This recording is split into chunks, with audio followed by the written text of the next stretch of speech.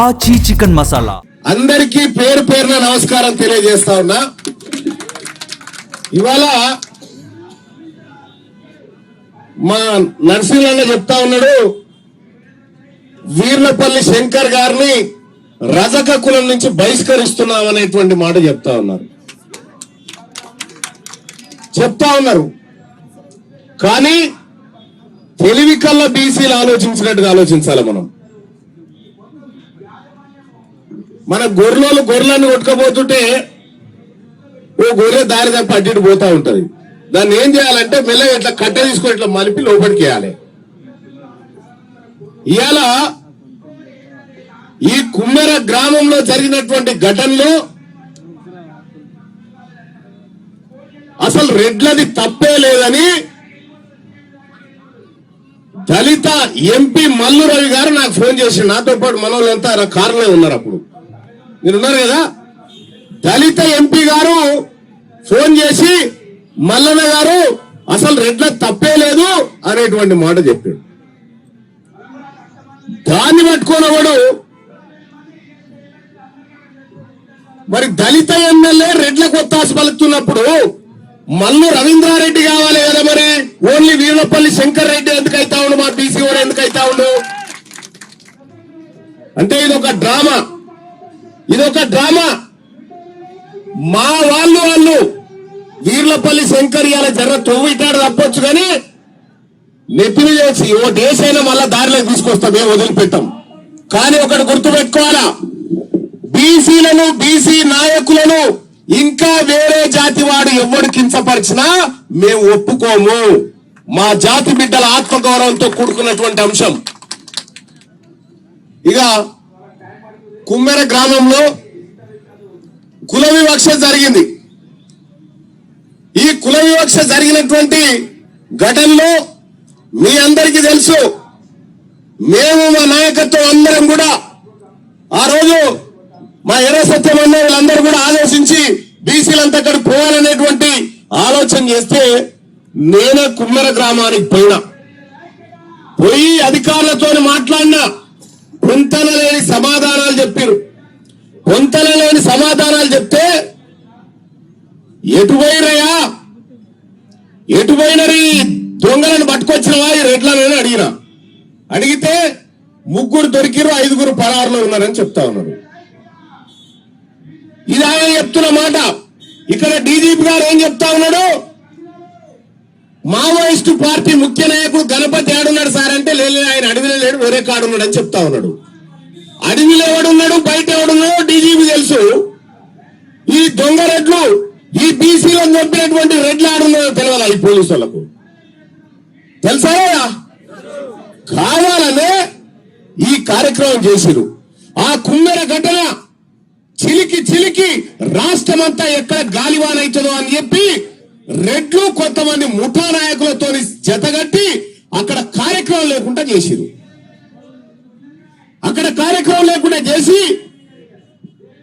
చేసిన తర్వాత రెడ్లంతా ఆడికి పోయి ర్యాలీ తీసి రెడ్లకు లైన్ క్లియరెన్స్ చేసి ర్యాలీ తీస్టార్ట్ చేసి సన్మానాలు చేసిరు. నిన్న ఇదే నాగర్ కర్నూలులో ఆ బుట్టంగారి మాధవరెడ్డి అనేటటువంటి వ్యక్తి బీసీ రిజర్వేషన్లకు అడ్డుపడ్డాన్ని నిన్న రెడ్లంతా నిలబడి ఆడికి పిలుచుకొని సన్మానం చేసింది. అందులో కాంగ్రెస్ రెడ్డి ఆయన ఉన్నాడు, బీఆర్ఎస్ రెడ్డి ఆయన ఉన్నాడు, బీజేపీ రెడ్డి ఆయన ఉన్నాడు. బీసీలకు అన్యాయం చేసేటువంటి రెడ్లకు సన్మానం చేసుకుంటున్నారు రెడ్లంతా కలిసి. అంటే వాళ్ళు ఎక్కడున్నా కూడా గంతే. లంకల పుట్టినవన్నీ రాక్షసులే.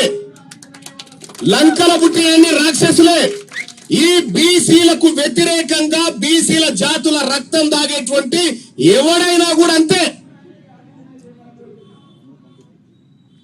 ఇలా తిన్మార్ మల్లన్న మా జైపాల్ ఒకసారి ఫోన్ చేసిన పొద్దుగాల, మల్లన్న రెడ్లంతా నాతో మాట్లాడుతున్నారు వాకింగ్ లా, ఏమన్నా వాళ్ళ ఇళ్ల మీదకి దాడికి పోతే ఈ రాష్ట్రంలో ఎవడు పోలేదన్నా, ఫస్ట్ టైం మా ఇళ్ల మీదకి దాడికి వచ్చిరన్నా బీసీలు అంటే మా జైపాల్ రెడ్డి చెప్పిండట. ఇంకా కాలేదారా పోయి ఆ పని అని చెప్పిండట. ఇవాళ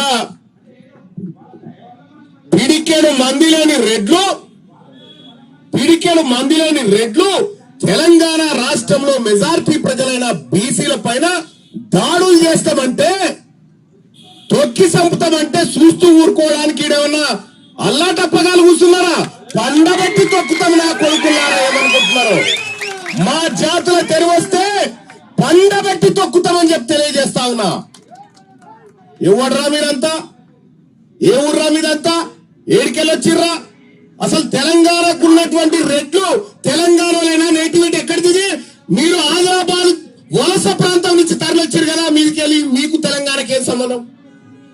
మీ తెలంగాణనే కాదు, ఫస్ట్ ఇక్కడ మట్టి బిడ్డలు, ఇక్కడ పుట్టిన కుమ్మరులు మట్టి బిడ్డలు, ఇక్కడ పుట్టినటువంటి పద్మశాలీలు, మున్నూరు కాపులు, ముదిరాజులు, గౌడులు, వీళ్ళందరూ ఈ వడ్రంగులు, నాయి బ్రాహ్మణులు, వీళ్ళందరూ మా రజకులు వీళ్ళు కదా మట్టి బిడ్డలు.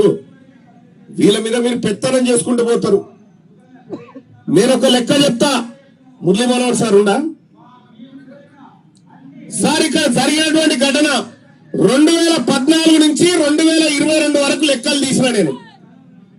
ఆగరాదే అన్న ఓ పోటువా రాగే పెద్దనా. 2014 నుంచి 2022 వరకు లెక్కలు తీసిన. ఎన్ని SC/ST కేసులు అయినాయి అని చెప్పి తీస్తే అందులో 2015 డాటా మిస్ అయింది కానీ మిగతాది వచ్చింది. 8,900 SC/ST కేసులు అయినాయి. ఎన్నైనాయి? 8,900 SC/ST కేసులు అయినాయి. SC/ST కేసులు అంటే SC/ST వాళ్ళు పెట్టేటువంటి కేసులు, అట్రాసిటీ కేసులు. ఎవరి మీద ఈ కేసులను తీస్తే 8,900 కేసులలో 8,158 కేసులు బీసీల మీదనైనాయి.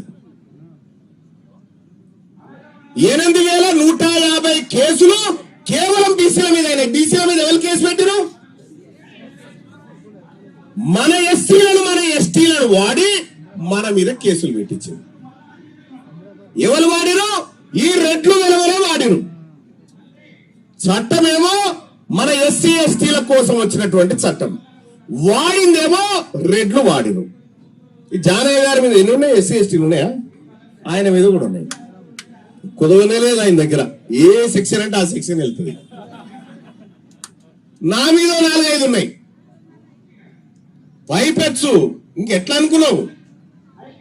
ఎవరు పెట్టమన్నారా అంటే నిలవతోనే పెట్టమన్నాడు. ఎవడు పెట్టమన్నారా అంటే రెడ్డి ఆయన పెట్టమన్నాడు. ఈ SC/ST చట్టాన్ని రెడ్లు వెలమలు వాడుకుంటా ఉన్నారు బీసీలను అణగదొక్కడానికి. మరి ఆ రోజున్నటువంటి ఈ రోజున్నటువంటి SC/ST నాయకులు చెప్పాలి కదా, మన బీసీల మీద మనం ఎట్లా పెడతాంరా, మనతోని వాళ్ళు పెట్టిస్తా ఉన్నారు కదరా, దీన్ని అడ్డుకోవాలి కదరా అని మనం కొట్లాడాలి కదా. అది లేదు. ఇలా బీసీలకు అట్రాసిటీ చట్టం రావడం కోసం SC/ST నాయకత్వం స్టాండ్ ఏదో చెప్పాలి. మీ స్టాండ్ ఏదో చెప్పండి ఫస్ట్. రెడ్ల సంగతి తర్వాత చూసుకుంటాం. మీ స్టాండ్ ఏదో చెప్పండి. బీసీలకు అట్రాసిటీ చట్టం రావడం కోసం మీ స్టాండ్ ఏంది? ఈ రాష్ట్రంలో ఎక్కడ ఒక దళిత బిడ్డ మీద, ఎక్కడ ST బిడ్డ మీద దాడి జరిగినా బీసీ సమాజం అంతా భక్తుల ఉండి ఆ కుటుంబానికి అండగా నిలబడ్డది కదా.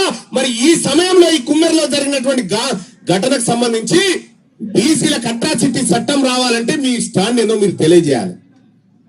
రెండో అంశం, ఇక దిశ చనిపోతే మరణాకి ఏదో పట్టుకుని ఇగో ప్రియాంక రెడ్డి ఆమె పేరు, ఆమె చనిపోతే ఆమెకు దిశ అని పేరు పెట్టి సరే కొన్ని ఆ గౌరవాలు కాపాడదాం పేరు పెట్టి దిశ అనే ఆమెను కొంతమంది చేర్చి చంపిర్రు అనేటువంటి ఉద్దేశంతో ఇన్స్టాంట్ జస్టిస్, మన దోమల బ్యాట్ కనుక దోమలు కొట్టగానే తక్కువ అని సరిపోదు, ఇన్స్టాంట్ జస్టిస్ వాళ్ళని తీసుకుపోయి అర్ధరాత్రి పూట ఎన్కౌంటర్ చేసి చంపారు. ఒక రెడ్డి అయిన బిడ్డను అత్యాచారం చేస్తే ఈ రాష్ట్రంలో 24 గంటల్లో జస్టిస్ వచ్చేసి ఎన్కౌంటర్ చేసి చంపారు. మరి మా చాకల బిడ్డను రెడ్లంతా కాళ్ళతో తొక్కి చంపితే ఈ దొంగ నా కొడుకుని ఎన్కౌంటర్ చేయకుండా ఎందుకు సాగుతా ఉన్నది గవర్నమెంట్ అని నేను అడుగుతా ఉన్నా. రేవంత్ రెడ్డి గారు నాకు తెలుసు ఈ దొంగల ముఠాకు నాయకుడు, నువ్వే అని. ఈ దొంగల ముఠాకు నాయకుని నువ్వే. నీ ముఠా సంగతి చెప్తా. 2028లో అసెంబ్లీ గేటు కూడా రాకనియా మిమ్మల్ని గుర్తుపెట్టుకోరు. అసెంబ్లీ గేటు కూడా రాకనియా. 2029లో ఖచ్చితంగా తెలంగాణ రాష్ట్రంలో బీసీ ప్రభుత్వం ఏర్పడ్డ తర్వాత ఇక్కడ చెప్తా ఉన్నా సత్యమన్నా,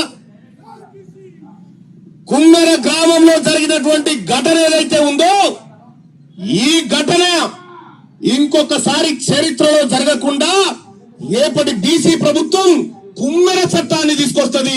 అదే బీసీలకు సంబంధించినటువంటి అట్రాసిటీ చట్టం, కుమ్మెర చట్టాన్ని తీసుకొస్తాం.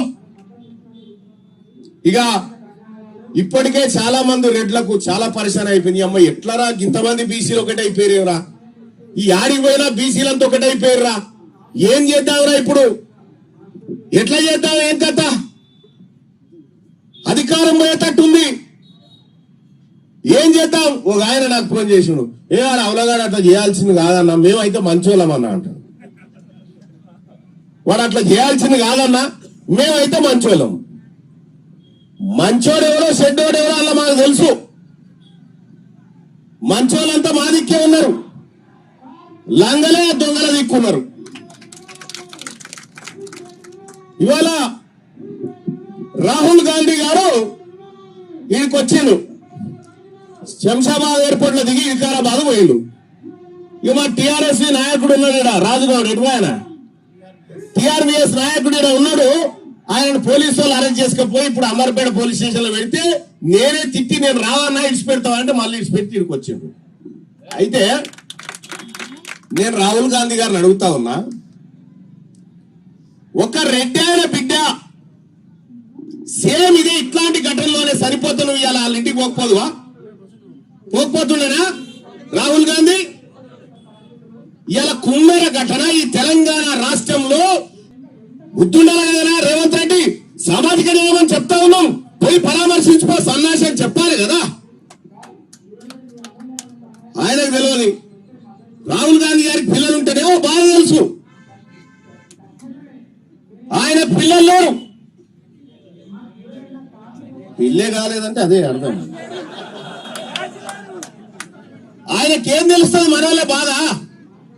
మనోళ్ళ బాధ ఒక కడుపు కన్నపేరు కోస ఆయనకి ఎట్ట తెలుస్తుంది? ఇవాళ నేను అడుగుతా ఉన్నా రాహుల్ గాంధీ గారిని, ఇదేనా నీ తెలంగాణ రాష్ట్రంలో నీ కాంగ్రెస్ పార్టీ ప్రభుత్వం చేస్తున్న పరిపాలనకి ఇదేనా, ఇట్లే ఉంటుందా అని నేను అడుగుతా ఉన్నా. ఇవాళ మీ నాయనమ్మని, ఇవాళ మీ నాయనని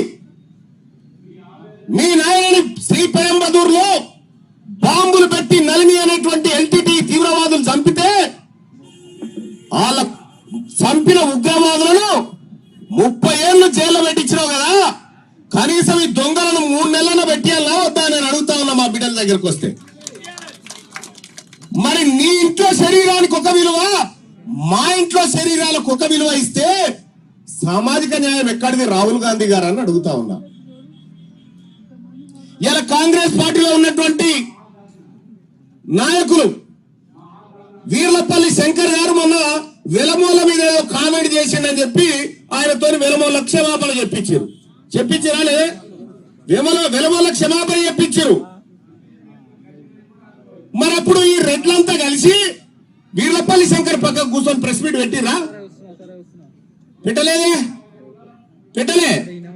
కానీ ఇవాళ రెడ్లు తప్పు చేసిరని వీర్లపల్లి శంకర్ పక్కకు కూర్చుని పెట్టుకురు. చూడండి ఏం జరుగుతా ఉందో, బాగా అబ్జర్వ్ చేయండి. వీర్లపల్లి శంకర్ వీళ్ళు పక్కకు కూర్చుని పెట్టుకురు. ఇంకా గమ్మత్ ఏంటంటే మొన్న మేమందరం కలిసి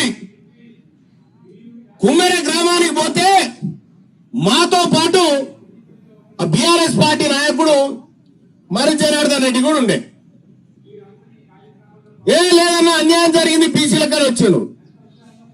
అయితే ఏమైంది, నిన్న రెడ్డి ఫంక్షన్ హాల్ అని ఒకటి ఓపెన్ చేసిరాడ. రెడ్డి కన్వెన్షన్ అని ఓపెన్ చేస్తే ఈ రెడ్డి ఆ రెడ్డి అందరు కూర్చొని భోజనం చేసేది మూలంగా అంతా. నేను అందుకే చెప్తా ఉన్నా, మనకు సోపతి కుదరదన్నా, వాళ్ళకు రెడ్లకు మనకు సోపతే కుదరది. వాళ్ళు అక్కడ మనం ఇక్కడ. అవునా కాదా? అందుకోసమే మల్లన్న మరి ఇందిరా పార్క్ దగ్గర ఇంత భారీ స్థాయిలో బీసీలంతా కూర్చురు కదా అని పొద్దుగాల మీరు పేపర్లు మరే చూసారని ఏముండదు. వాళ్ళు వస్తుంది అనుకున్నారు మీరు. రాదు మా కృష్ణ వీళ్ళందరూ అనుకుంటారు, అందరు మీడియా వాళ్ళు వెళ్ళిపోతారు. వెళ్ళిపోతే మనకేంది, ఎట్లా పడితే మనకేంది. కానీ నేనేమంటారు ఏమని వస్తుంది అనుకుంటారా? రాదు. ఎందుకు రాదంటే బీసీలకు అసలైన ద్రోహులు ఈ మీడియా సంస్థల యాజమాన్యాల దగ్గర నుంచే ఉన్నారు. వాళ్ళు మన బాధ చూపెట్టారు. ఈ బీసీల గోస వాళ్ళకు పట్టదు. ఎంతసేపు బీసీల అంశం అంటే క్రైమ్ న్యూస్ గా మాత్రమే చూపిస్తారు, హక్కులుగా చూపించరు. ఈ ఇందిరా పార్క్ నేను చెప్తా ఉన్నా, మేము ఎవరెవరిని తన్నానో లిస్టు మాతానుంది. తన్నుడైతే పక్క లిస్ట్ లో వెనక పోతారో ముంగడికి వస్తారో మీ ఇష్టం. కానీ ఇక ఇన్ని రోజులు బీసీలు అనేవని అంటే బీసీలతోనే మీటింగ్ పెట్టించి అట్లంటారా బీసీలు రెడ్డి గారిని గంత మాట అంటావా, విలమాయనానికి గింత మాట. పొద్దుగాల ఒక ఆయన ఫోన్ చేసి నాకు ఫోన్ చేసి, సార్ వాడెవడో తప్పు చేస్తే నువ్వు మంగని ఎట్లా అంటావు సార్ అన్నాడు. వాడెవడో తప్పు చేస్తే నువ్వు నాకెందుకు ఫోన్ చేసినావు రా గాడిదని నేను అన్నా. అలాగనే లేదు సార్ నన్ను అన్నట్టే ఉంది అని అంటున్నాడు. అంటే ఒక కుమ్మరోళ్ళ బిడ్డ ఈ లోకాన్ని చూడని 2 నెలల పసికందు తొక్కి చంపితే నీకు వాడిని తిడితేనే గంతుంటే నా బిడ్డ చచ్చిపోతే నాకెంత రగులుతుందిరా గాడిది కొడుకు అని చెప్పి తిట్టా. అందుకోసమే బీసీలకు అట్రాసిటీ చట్టం రావాల్సిందే. రావాలా వద్దా? చేతులు ఎత్తి చెప్పాలి. బీసీలకు అట్రాసిటీ చట్టం రావాలా వద్దా? రావాలా వద్దా? రావాలి. ఎవడు దేవాలి మరి? ఎవడు దేవాలంటే ఇప్పుడు అసెంబ్లీలో ఉన్నటువంటి మన బీసీల కట్టప్పలు ఉన్నారు. కొంతమంది కట్టప్పలే వాళ్ళు. రేవంత్ రెడ్డి గారు చూసిండా, నవ్విండా, షేక్ హ్యాండ్ ఇచ్చిండా, ఇంతవరకే. కానీ కట్టప్పలు మీరు రాసి పెట్టుకోరు, మీ భవిష్యత్తు కళ్ళం కూడా కనిపిస్తా ఉంది. మీరు బీసీ అట్రాసిటీ చట్టం కోసం ప్రభుత్వం పైన ఒత్తిడి తెస్తారా లేదా తేల్చండి. ఇంకెంతమంది చావాలి రా భయ్? ఎంతమంది బిడ్డలు చావాలి? ఎంతమంది మీద పోలీస్ కేసులు, ఎంతమంది బీసీల మీద అణిచివేతలు, ఎన్ని దాడులు, ఎన్ని కుట్రలు, ఎన్ని కుతంత్రాలు. అందుకోసమే ఈ కుట్రలు కుతంత్రాలు భరించేటువంటి ఓపిక బీసీ సమాజం దగ్గర లేదు. ఇప్పుడు గతంలో బీసీ సంఘాలు మస్తుకునే ఆర్ కృష్ణ అన్న, జాజుల సీన్ అన్న, మా ఎర్ర సత్యం అన్న, మా గుజ్జ కృష్ణ అందరు ఉన్నారా? ఓ మస్తుగా చూసి నేను అంత మంచోని అయితే కాదురా భయ్. వాళ్ళంత మంచి గుణం అయితే నా దగ్గర లేదు. మీ విషయంలో వాళ్ళంత మంచి గుణం నా దగ్గర లేదు. నేను ఇంట్లోకే వెళ్ళిన రోజే అనుకుంటా ఇదే లాస్ట్ అనుకోని, మళ్ళీ ఇంటికి పోయేదాకా నేను పిల్లలు పట్టించుకోను. మీరు కూడా అట్లా కమిట్ అయ్యేది ఉంటే ఇక మీరు పెట్టుకోని బీసీలతో నేను చూసుకుంటా. ఈ యుద్ధం ఇవాళ ఇందిరా పార్క్ కాడ స్టార్ట్ అయినటువంటి యుద్ధం తెలంగాణ రాష్ట్రమంతా పాకిస్తాం. తెలంగాణ రాష్ట్రమంతా పాకిస్తాం. తెలంగాణ రాష్ట్రంలో ఇంత పిడికేడు మంది లేరు మీ దాంట్లో. పిడికేడు మంది లేని మీరు మన బాలసంతోల గుడిసెల కంటే తక్కువనే వాళ్ళ ఇల్లు, రజకుల ఇళ్ల కంటే రెడ్డోళ్ళ ఇల్లు తక్కువనే తెలంగాణ రాష్ట్రంలో. మా రజకుల కంటే చాలా తక్కువ ఉన్నటువంటి ఇల్లు మీ రెడ్లై. మరి మీరు 42-43 మంది ఎమ్మెల్యేలు అయితే రేపు పొద్దుగాల మా రజకులు ఎంతమంది కావాలి కదా? అందుకోసమే చివరిసారిగా ఈ అసెంబ్లీని ఆస్వాదించుకోరు. మీరు రెడ్లకు చెప్తా ఉన్నా, రెడ్లకు వెలమలకు చెప్తా ఉన్నా, చివరిసారిగా అసెంబ్లీని ఆస్వాదించుకోరి. ఏమైనా సెల్ఫీలు ఉంటే దిగుకోరు ఇప్పుడే. తర్వాత ఛాన్స్ కూడా రాదు. మిమ్మల్ని అడుగు కూడా పెట్టండి. రెండోది, తెలంగాణ రాష్ట్రంలో కాంగ్రెస్ పార్టీ ఇదే కామారెడ్డి డిక్లరేషన్ లో పేజ్ నంబర్ 16 అద్దీరాబుజీ అనుంది. పేజ్ నంబర్ 16 ఇగో నేను అడుగుతా ఉన్నా, Congress party page number 16 section below ఏం చెప్పినా బీసీ సప్లాన్ తగినన్ని నిధులు మంజూరు చేసేందుకు మొదటి అసెంబ్లీ సెషన్ లోనే చట్టబద్ధమైన హోదాతో మహాత్మా జ్యోతిరావు పూలే బీసీ సప్లాన్ ఏర్పాటు చేస్తాన్న గాడిదేవుడు, ఈ రాసిన గాడిదేవుడు ఇలా 2 ఏళ్ళు అయిపోయింది, ఇప్పటిదాకా బీసీ సప్లాన్ ఎందుకు లేదు? ఎంత దుర్మార్గం అంటే దాదాపు 26 అంశాలు బీసీలకు అమలు చేస్తామని దొంగ వాగ్దానాలు ఇచ్చిన దొంగ రేవంత్ రెడ్డి ఒక్క వాగ్దానాన్ని కూడా అమలు చేయకుండా మీదికెళ్ళి హామీ ఇయ్యనటువంటి బీసీల హత్యలు అమలు చేస్తా ఉన్నాడు ఈ తెలంగాణ రాష్ట్రంలో. అందుకోసమే నేను చెప్తా ఉన్నా, నీతోటి ఏమీ కాదు, నువ్వొక పరమ దద్దమ్మ ముఖ్యమంత్రివి, పరమ చెత్త ముఖ్యమంత్రివి, అసలు పనికిరాని ముఖ్యమంత్రివి. నీకు ప్రజలంటే విలువ లేదు, ప్రజాస్వామ్యం అంటే విలువ లేదు.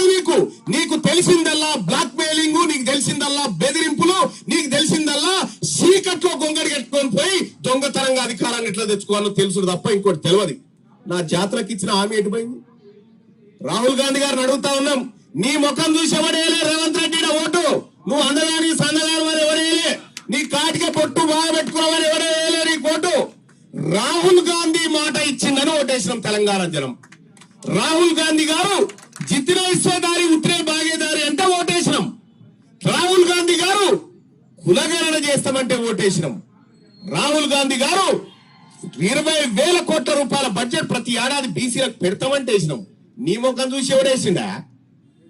నీ ముఖం చూసి ఎవడేసిండా?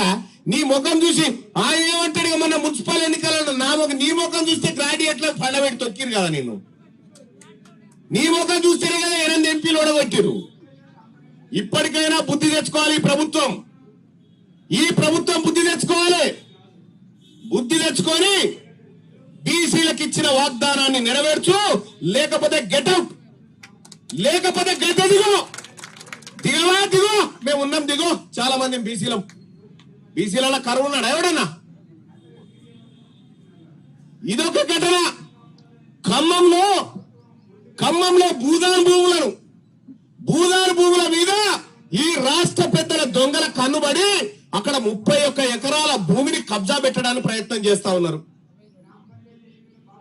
1950 భూదాన్ భూమి యాక్ట్ లో సెక్షన్ 14 ఏం రాసింది ఎరికేనా? భూదాన్ భూములకు ప్రభుత్వానికి సంబంధం లేదని రాసింది అందులో. మరి సంబంధం లేని భూములలోకి నువ్వెట్లా ఏలు పెడుతున్నావు రా భయ్? నువ్వెట్లా ఏలు పెడతావు? ఆ పేద ప్రజల దగ్గర నుంచి ఎట్లా గుంజుకుంటావు? ఇది ప్రభుత్వం సమాధానం చెప్పాలి. ఆ 1000 కోట్ల విలువైన భూములను కొల్లగొట్టే ప్రయత్నంలో ఉన్నారు అక్కడ. ఇంకా ఇదే కాదు, అనేక దుర్ఘటనలు ఈ రాష్ట్రంలో జరుగుతూ ఉన్నాయి. ఎక్కడి దాకైనా తెలంగాణ రాజ్యాధికార పార్టీ వస్తుంది, ఈ ప్రజలకు అండగా నిలబడుతుంది, ఈ ప్రజల పక్షాన కొట్లాడడానికి కూడా సిద్ధంగా ఉందని చెప్పి తెలియజేస్తా ఉన్నా. సోదరులారా, ఇంకొక కీలకమైనటువంటి విషయం చెప్పాలి మీకు. మనము ఇప్పటిదాకా ఈడు బాగాలేడంటే వాని కోట్లేసుడు, వాడు బాగాలేదంటే వీని కోట్లేసుడు కదా. ఇప్పుడు మనకంటూ, మన బీసీలకంటూ తెలంగాణ రాజ్యాధికార పార్టీ ఉంది. ఈ పార్టీ మన ప్రజల పార్టీ, ముఖ్యంగా మన బీసీల ఆకాంక్షలు నెరవేర్చేటువంటి పార్టీ మన దగ్గర ఉంది. ఇలా మనం ఎవరికి భయపడాల్సిన పని లేదు. తెలంగాణ రాష్ట్రంలో ఖచ్చితంగా అధికారాన్ని అందుకోబోతా ఉంది బీసీ సమాజం. అతి త్వరలోనే మీరు రాసి పెట్టుకోండి, ఇదే జరుగుతుంది. తెలంగాణ తరహా ఉద్యమం అతి త్వరలో తెలంగాణలో ప్రారంభం కాబోతా ఉంది. ఈ ఉద్యమంలో భాగస్వాములు కావాలని ప్రజలకు పిలుపునిస్తూనే ఇప్పుడు తెలంగాణ రాష్ట్రంలో చేసినటువంటి కులగణనకు సంబంధించినటువంటి డెడికేట్ కమిషన్ రిపోర్ట్ ను బయట పెట్టాలని ఈ ధర్నా ఈ రాష్ట్ర ప్రభుత్వాన్ని డిమాండ్ చేస్తా ఉంది.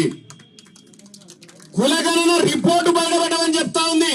తెలంగాణ రాష్ట్రంలో ఎంతమంది రాబాయి? మా బీసీలు ఎంత, మా గొల్లలు ఎంతమంది ఉర్రు, మా ముదిరాజు ఎంతమంది ఉన్నారు లెక్క చెప్పురా బాబంటే, ఆ లెక్కలు చెప్పకుండా అసెంబ్లీలో రేవంత్ రెడ్డి చెప్తా ఉన్నాడు తెలంగాణలో పందులు 138,000 ఉన్నాయి, గాడిదలు 2,000 ఉన్నాయని చెప్తా ఉన్నాడు. సిగ్గులేని ముఖ్యమంత్రి.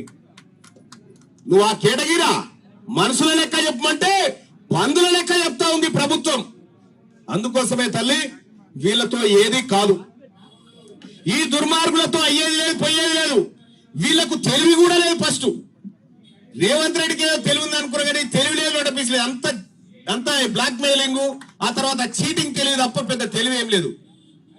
దమ్ముంటే రమ్మన్, మా మురళీ మనోహర్ సార్తోనో, మా సమ్మయ్య గారితోనో, లేకపోతే మా గుజ్జకృష్ణ గారితోనో, మా సత్యానతోనో ఇందిరా పార్క్ కూర్చొని డిబేట్ చేయవా? నువ్వు మొగోని అయితే నువ్వు చేయవా? చూద్దాం ఏ సబ్జెక్ట్ మీద వచ్చాయి. ఎలా నీ దందాలు, నీ మోసపూరిత వాగ్దానాలు, నీ కుట్రలు కుతంత్రాలు అన్ని గుర్తిస్తూనే ఉన్నాం. ఎస్సీ ఎస్టీ చట్టం వచ్చే వరకు వదిలిపెట్టే ప్రసక్తే లేదు. ఆ తరహా చట్టం బీసీలకు రావాల్సిందే. రెండోది, ఆ పిఎంఆర్ వాళ్ళు ఎడిపోయినా రమ్మన్ రమ్మనవే వాళ్ళని రమ్మని వాళ్ళని రమ్మని పిఎంఆర్ వాళ్ళని రమ్మని. ఇంకా వీళ్ళ గోసీనూరి, ఈ పిఎంఆర్ వాళ్ళ గోసీనూరి నేను చెప్తా, వాళ్ళు రాని వచ్చినాక మాట్లాడతా. సోదరులారా, ఈ తెలంగాణ రాష్ట్రంలో బీసీలు అధికారంలోకి వస్తే తప్ప బతుకుదేరు లేదు. గుర్తుపెట్టుకోరు, బీసీలు అధికారంలోకి వస్తే తప్ప బతుకుదేరు లేదు. ఎంతటి దుర్మార్గం అంటే బీసీల శానిటరీ ప్యాడ్ల పైసలు తిన్నారా దొంగలంతా కలిసి? 44 కోట్లు తిన్నారు. శానిటరీ ప్యాడ్ల డబ్బులు తిన్నారా? ఆడబిడ్డల బాత్రూమ్ల డబ్బులు తిని బతుకుతా ఉన్నారా ఈ దొంగలు? అందుకోసమే వీళ్ళందరినీ కూడా ఎట్టి పరిస్థితుల్లో వదిలిపెట్టం. రాబోయే రోజుల్లో ఈ ఉద్యమాన్ని మరింత ఉధృతం చేసి ముందుకు తీసుకుపోయి బీసీల అధికారాన్ని, బీసీలకు సంబంధించినటువంటి అధికారాన్ని బీసీలకు అప్పచెప్తామని చెప్పి తెలియజేస్తా ఉన్నా. ఇగో ఈ తమ్ముళ్ళు ఉన్నారు చూడండి, వీళ్ళు కరెంటు మీటర్ల కాడ బిల్లులు తీసుకోవాలి. వీళ్ళంతా కరెంటు బిల్లులు తీసుకోవాలి. వీళ్ళంతా అన్న వాళ్ళకి ఛాన్స్ వాళ్ళని రాని వాళ్ళని ఇక్కడ రమ్మని. కరెంటు మీటర్ల కాడ బిల్లులు తీసేటువంటి బిడ్డలు, కరోనా వచ్చినా, రోగం వచ్చినా, నొప్పి వచ్చినా, ఇంట్లో అవ్వకు బాగలేకపోయినా, ఏ ఎండ కొట్టినా వాన కొట్టినా పోయి కరెంటు బిల్లుల లెక్కలు తీస్తారు వీళ్ళంతా. నా పక్క గారు కట్రారి కొంతమంది, హలో అట్రారి అటువరి, ఇక్కడ వీళ్ళ లెక్కలు తీసేటువంటి బిడ్డలు ఒక్క మీటర్ రీడింగ్ తీస్తే వీళ్ళకి 7 రూపాయలు 10 పైసలు ఒక్క మీటర్ పైసలు తీస్తే, మీటర్ కు రీడింగ్ తీస్తే 7 రూపాయల 10 పైసలు. ఆ 7 రూపాయల 10 పైసలల్లా వీళ్ళకి వస్తున్నాయి అనుకుంటారా? లేదు, మధ్యలో ఇంకో దళారు ఉన్నాడు. మధ్యలో దళారుండి వాడు సగం కూర్చొని ఏసీలో కూర్చొని వాడు సగం తింటాడు, ఈ పిల్లలకు సగం ఇస్తాడు. ఈ సగం పైసలు తీసుకుపోయి వీళ్ళ కడుపులు మాడుతుంటే రమ్మన్ వీళ్ళ కడుపు నిండుతలేదు. రెండోది ఏంటంటే వీళ్ళకు 30 రోజుల పని కాదు, మళ్ళా ఎంపీడీసీఎల్లో వాళ్ళకు అదనంగా పనిచ్చి 30 రోజుల పని వాళ్ళకు కల్పిస్తా ఉంటే, ఈ ఎస్పీడీసీఎల్లో మాత్రం వీళ్ళకు అలాంటివి లేకుండా అన్యాయం చేస్తా ఉంది ప్రభుత్వం. ఇక్కడ ఈ సభ నుంచి తెలంగాణ రాజ్యాధికార పార్టీ బీసీ సమాజం అంతా ఈ ప్రభుత్వాన్ని డిమాండ్ చేస్తా ఉన్నాం. ఈ మధ్యల దళారులను తీసేయాల్సిందే. మధ్యల దళారులను తీసేసి మా బిడ్డలకు 100కు 100% మీరు ఇచ్చేటువంటిది కావాలి. కూర్చొని పైసలు 100కు 100% కావాల్సిందే. రెండోది, ఉద్యోగ భద్రత రావాల్సిందే. రేపు వీళ్ళందరూ ఐటీఐ చేసినటువంటి బిడ్డలే, రేపు ఆర్టిజన్లుగా లేకపోతే ఇంకే అదే డిపార్ట్మెంట్ లో ఉద్యోగాలు భర్తీ చేస్తే వీళ్ళకు సపరేట్ గా సబ్ స్టేషన్ ఆపరేటర్లు, ఈ ఆర్టిజన్లుగా వీళ్ళు ఏదైతే ఉన్నారో ఆ ఉద్యోగాలు తీసుకునే దాంట్లో వీళ్ళకు వేటేజ్ చేయాల్సినటువంటి అవసరం ఉంది. ఇక రెండో విషయం ఏంటంటే, తెలంగాణ రాష్ట్రంలో ఈ బిడ్డలు చచ్చిపోతే భద్రత లేదు.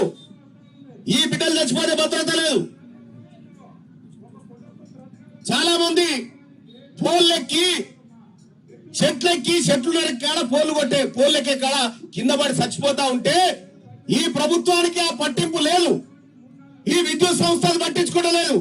అందుకోసమే ఇలా తెలంగాణ రాజ్యాధికార పార్టీగా నిన్న ఈ తమ్ముళ్ళందరూ నా దగ్గరకు వచ్చి, అన్నా మీరు రావాలంటే నేను ఇందిరాబాద్ ధర్నా కాడికి వస్తున్నా పారి అని చెప్పిన. నాకు తెలియదు మరి వాళ్ళు వెనుక ధరణ ఉన్న సంగతి. నేను ఈ ధర్నాకు వస్తున్నా అని చెప్పిన. అయితే అందుకే వాళ్ళని ఇక్కడ రమణ్ పోరి మాట్లాడతానేటువంటి విషయం చెప్పిన. 30 పని వీళ్ళకు కల్పించాల్సిందే. 30 రోజుల పని వీళ్ళకి కల్పించాల్సిందే. మేము ఒక్కరోజు పని చేయమయ్యా ఎమ్మెల్సీలము, ఎన్నడూ వయసక పని చేసింది లేదు. మాకేమో 30 రోజుల జీతం సెలవు లేకుండా, ఇలా రాత్రి ఎండనక పగలనక బావులనక వంకలనక చెరువులనక తిరుగుతా ఉంటే వీళ్ళకేమో చేస్తే కూలీ లేకపోతే లేదు. అందుకోసమే మీ అందరికీ ఈ రాష్ట్ర ప్రభుత్వానికి మీ ద్వారా తెలియజేస్తా ఉన్నాం, ఈ పిఎంఆర్ మీటర్ రీడింగ్లలో పనిచేస్తున్నటువంటి బిడ్డలందరికీ ఇలా తీన్మార్ మల్లన్న అండగా నిలబడతా ఉన్నాడు, వాళ్ళ తరఫున పోరాడుతా ఉన్నాడు. వాళ్ళ అంశాన్ని కూడా రేపు అసెంబ్లీలో శాసన మండలిలో మాట్లాడబోతా ఉన్నా. ఆ బిడ్డలకు న్యాయం జరిగే వరకు పోరాటం చేస్తా అని చెప్పి తెలియజేస్తా ఉన్నా.